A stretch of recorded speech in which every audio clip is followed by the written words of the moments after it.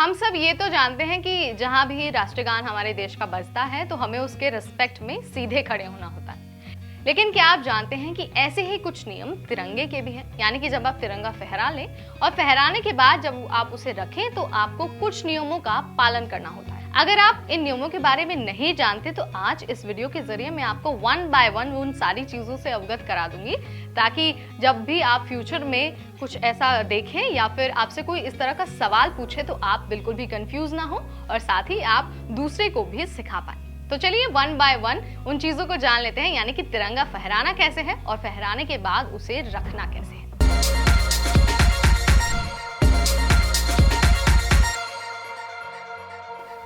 हाय, मेरा नाम है नेहा और आप सब देख रहे हैं एनबीटी टेक।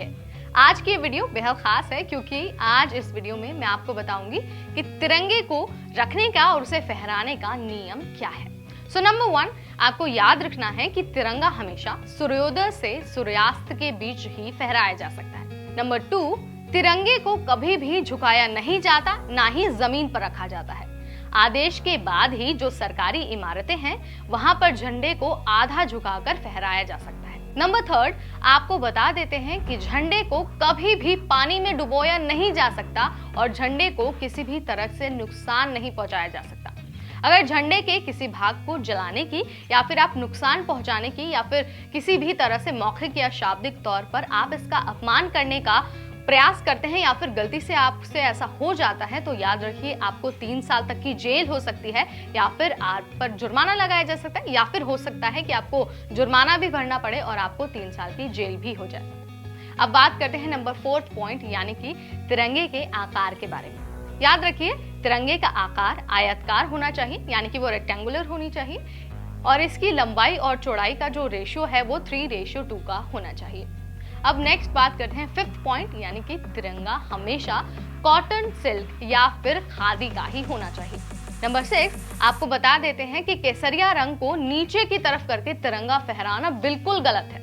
नंबर 7, जब आप तिरंगा फहरा रहे हो तो आपको इस बात का ध्यान रखना चाहिए कि आपको अपने से सबसे ऊंची जगह पर फ्लैग होस्टिंग करनी चाहिए।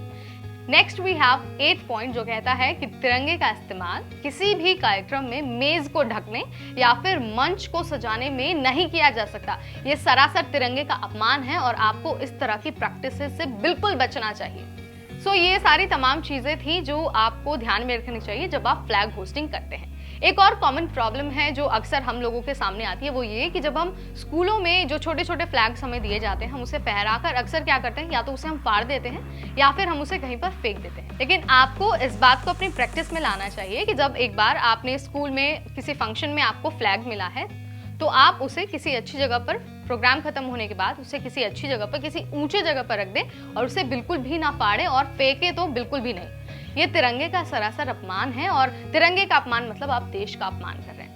इस इंडिपेंडेंस डे आपको ये ओथ लेना चाहिए कि ये जो छोटी छोटी चीजें हैं आप इनको प्रैक्टिस में लाएंगे, अपने तिरंगे का सम्मान करेंगे, उसे फाड़ेंगे नहीं, उसे जलाएंगे नहीं या फिर उसे फेंकेंगे नहीं, बल्कि उसे अच्छी जगह पर रखेंगे। अगर आप ऐसा करते हैं तो आप सिर्फ तिरंगे का ही नहीं बल्कि पूरे देश का सम्मान कर रहे हैं। तो इस वीडियो में इतना ही। अगली बार हम फिर आपके सामने हाजिर होंगे ऐसी ही जानकारी भरी वीडियो के साथ। तब तक मुझे यानी नेहा को दीजिए इजाजत। देखते रहिए एनबीटी टेक।